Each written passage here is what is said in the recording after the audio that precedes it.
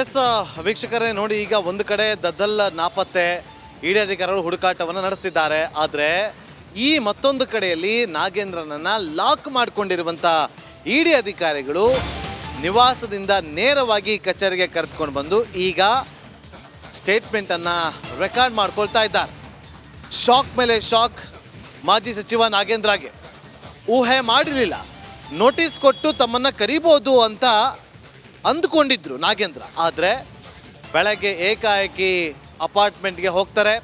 Dollars ಕಾಲೋನಿಯಲ್ಲಿರುವಂಥ Nagendra ಅವರ ಫ್ಲ್ಯಾಟ್ಗೆ ಹೋಗಿ ಬನ್ನಿ ಅಂತೇಳಿ ಅಲ್ಲಿಂದ ಕರ್ಕೊಂಡು ಬಂದಿದ್ದಾರೆ.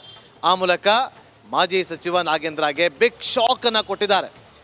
2 ದಿನದ ಹಿಂದೆ ಬೆಳ್ಳಂಬೆಳಗ್ಗೆ 6 ಗಂಟೆ ಸುಮಾರಿಗೆ ಮನೆಗೆ ಹೋಗಿ ದಾಳಿಯನ್ನು ಮಾಡಿದ್ದ ಇಡಿ ಅಧಿಕಾರಿಗಳು ಅಲ್ಲಿ ಒಂದು ಶಾಕ್ ಕೊಟ್ಟಿದ್ರು. ಇವತ್ತು ಬೆಳಗ್ಗೆ ಅದೇ ರೀತಿಯಾಗಿ ಹೋಗಿ ದಾಳಿಯನ್ನು ಮಾಡಿ ನೇರವಾಗಿ ಅವರನ್ನು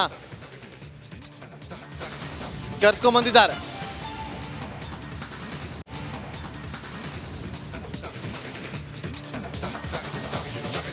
ನೋಡಿ, ಇನ್ನು ಒಂದು ಕಡೆ ನಾಗೇಂದ್ರ ಅವರು ಲಾಕ್ ಆಗಿರುವಂತ ಸೂಚನೆ ಗಮನಿಸ್ತಾ ಇದ್ರೆ ಹಿರಿಯ ನಾಯಕರಿಗೆ, ಕಾಂಗ್ರೆಸ್ನ ಹಿರಿಯ ನಾಯಕರಿಗೆ ಈಗ ಢವಢವ ಶುರುವಾಗಿದೆ. ಕಾಂಗ್ರೆಸ್ ಹಿರಿಯ ನಾಯಕರ ಹೆಸರು ಎಲ್ಲಿ ಹೊರ ಬರುತ್ತೋ ಅನ್ನುವ ಕಾರಣದಿಂದಾಗಿ ಕಾಂಗ್ರೆಸ್ ಪಾಳದಲ್ಲಿ ಆತಂಕ ಮನೆ ಮಾಡಿದೆ ಅನ್ನುವ ಮಾಹಿತಿ ರಿಪಬ್ಲಿಕನ್ಗೆ ಲಭ್ಯವಾಗಿದೆ. ಮಾಜಿ ಮಿನಿಸ್ಟರ್ ಏನಾದರೂ ಬಾಯಿ ಬಿಟ್ಬಿಟ್ರೆ ನಮಗೆ ಎಲ್ಲಿ ಈ ಉರುಳು ಸುತ್ತಿಕೊಳ್ಳುತ್ತೋ ಅನ್ನುವ ಆತಂಕದಲ್ಲಿದ್ದಾರೆ. ಕಾಂಗ್ರೆಸ್ನಲ್ಲಿ ದೊಡ್ಡ ದೊಡ್ಡ ತಲೆಗಳಿಗೆ ಆಪತ್ತು ಅನ್ನೋದು ಕಾಯ್ದಿದ್ಯಾ? ದೊಡ್ಡವರ ಹೆಸರು ಬರುವ ಆತಂಕದಲ್ಲಿ ನಾಯಕರು. ನೋಡಿ, ಹರೀಶ್, ನಾಗೇಂದ್ರ PA ಹರೀಶ್ನನ್ನ ಕರ್ಕೊಂಬರ್ತಾರೆ ಇಡಿ ಅಧಿಕಾರಿಗಳು. ಕರ್ಕೊಂಬಂದು ನೇರವಾಗಿ ಕಚೇರಿಯಲ್ಲಿ ಕೂರಿಸಿ ಕ್ವಶನ್ ಮಾಡ್ತಾರೆ, ಉತ್ತರವನ್ನು ಕಂಡುಕೊಳ್ತಾರೆ. ಆ ಒಂದು ಉತ್ತರವನ್ನು ಇಟ್ಟುಕೊಂಡು ಹೋಗಿ ನಾಗೇಂದ್ರರ ವಿಚಾರಣೆ ನಡೆಯುತ್ತೆ. ನಾಗೇಂದ್ರ ಅವರ ಉತ್ತರ ಸರಿಯಾಗಿ ಕೊಡೋದಿಲ್ಲ.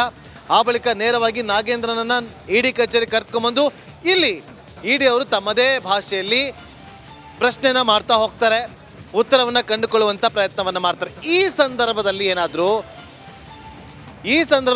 ಹಿರಿಯ ನಾಯಕರ ಹೆಸರು ಬಿಟ್ಟಿದೆ ಆದರೆ ಮುಗೀತು ಕತೆ. ಮಾಹಿತಿಯನ್ನು ಕೊಡೋದಕ್ಕೆ ನಮ್ಮ ಪೊಲಿಟಿಕಲ್ ಬ್ಯೂರೋ ಹೆಡ್ ಆಗಿರುವಂಥ ವಿಜಯ್ ಲೈವ್ನಲ್ಲಿ ಜಾಯ್ನ್ ಆಗಿದ್ದಾರೆ. ವಿಜಯ್, ಒಂದು ವೇಳೆ ನಾಗೇಂದ್ರ ಬಾಯ್ ಬಿಟ್ರೆ ಯಾರಿಗೆಲ್ಲ ಸಂಕಷ್ಟ ಎದುರಾಗುತ್ತೆ, ಯಾರಿಗೆಲ್ಲ ಈಗ ಭಯ ಶುರುವಾಗಿದೆ? ವಿಜಯ್ ಬಾಬು, ಮುಂಚಿನ ಕೂಡ ಕಾಂಗ್ರೆಸ್ನಲ್ಲಿ ಆತಂಕಕ್ಕೆ ಕಾರಣ ಆಗಿರುವಂಥದ್ದು.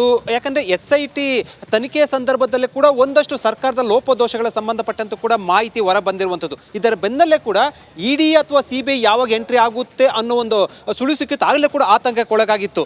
ಈ ಹಿನ್ನೆಲೆಯಲ್ಲಿ ಈಗ ಏನು ಎನ್ಫೋರ್ಸ್ಮೆಂಟ್ ಡಿಪಾರ್ಟ್ಮೆಂಟ್ ಅವರು ಈಗ ಎಂಟ್ರಿ ಆಗಿರುವಂಥದ್ದು, ನಾಗೇಂದ್ರ ಅವರನ್ನ ವಶಕ್ಕೆ ತೆಗೆದುಕೊಂಡಿರುವಂಥದ್ದು, ಬಹುತೇಕ ಬಂಧನ ಕೂಡ ಆಗುವಂಥದ್ದು. ಈ ಬಂಧನ ಆಗ್ತಿದ್ದಂತೆ ಕೂಡ ಏನು ಕಾಂಗ್ರೆಸ್ ನಾಯಕರಲ್ಲಿ ಮತ್ತು ಪಕ್ಷ ಮತ್ತು ಸರ್ಕಾರಕ್ಕೆ ಎರಡಕ್ಕೂ ಕೂಡ ಆತಂಕ ಒಳಗಾಗಿರುವಂಥದ್ದು. ಯಾಕೆ ಅಂತಂದ್ರೆ ಇಲ್ಲಿವರೆಗೂ ಕೂಡ ನಿಗಮದಿಂದ ಹೋಗಿರುವಂತ ಹಣ ಏನಿದೆ ಇಲ್ಲಿವರೆಗೂ ಕೂಡ ವಾಪಸ್ ಬಂದಿಲ್ಲ. ಜೊತೆಗೆ ಇದು ಪಕ್ಷದ ಚುನಾವಣೆಗೆ ಏನಾದರೂ ಕೂಡ ಬಳಕೆ ಆಗಿದೆಯಾ ಅನ್ನುವಂಥದ್ದು ಕೂಡ BJP ಗಂಭೀರ ಆರೋಪ ಮಾಡ್ತಾ ಇರುವಂಥದ್ದು.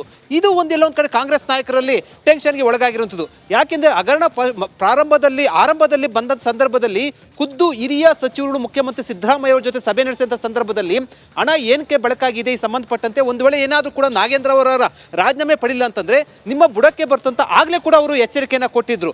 ಇದು ಎಲ್ಲ ನಡುವೆ ಕೂಡ ಈಗ ಏನು ಎನ್ಫೋರ್ಸ್ಮೆಂಟ್ ಡಿಪಾರ್ಟ್ಮೆಂಟ್ ಈಗ ವಶಕ್ಕೆ ತೆಗೆದುಕೊಂಡಿರುವಂಥ ಹಿನ್ನೆಲೆಯಲ್ಲಿ ನಾಗೇಂದ್ರ ಅವ್ರನ್ನ ಒಂದು ವೇಳೆ ಅವ್ರು ಏನಾದರೂ ಕೂಡ ದೊಡ್ಡವರ ಹೆಸರನ್ನು ಕೂಡ ಬಾಯಿ ಬಿಡ್ತಾರಾ ಅಥವಾ ಈ ಹಣ ಏನಾದರೂ ಕೂಡ ಪಕ್ಷದ ಅಣತಿ ಅಂತ ಏನಾದರೂ ಕೂಡ ಒಂದು ವೇಳೆ ಬಳಕೆ ಆಗಿದ್ದರೆ ಖಂಡಿತವಾಗ್ಲೂ ಕೂಡ ಅದು ಆತಂಕಕ್ಕೆ ಒಳಗಾಗಿರುವಂಥ ಈ ಎಲ್ಲವೂ ಕೂಡ ಕಾಂಗ್ರೆಸ್ ಪಕ್ಷದಲ್ಲಿ ಸಾಕಷ್ಟು ಚರ್ಚೆ ಆರಂಭ ಆಗಿರುವಂಥದ್ದು. ಆದರೆ ಒಂದಂತೂ ಬಹಳ ಸ್ಪಷ್ಟ, ನಾಗೇಂದ್ರ ಒಂದು ವೇಳೆ ಒಬ್ಬರೇ ಏನಾದರೂ ಕೂಡ ಈ ಹಣವನ್ನು ಬಳಕೆ ಮಾಡ್ಕೊಂಡಿದ್ರೆ ಖಂಡಿತವಾಗ್ಲೂ ಕೂಡ ಪಕ್ಷ ಅಥವಾ ಸರ್ಕಾರಕ್ಕೆ ಅಥವಾ ನಾಯಕರಿಗೆ ಅಷ್ಟೊಂದು ಟೆನ್ಷನ್ಗೆ ಒಳಗಾಗೋದಿಲ್ಲ.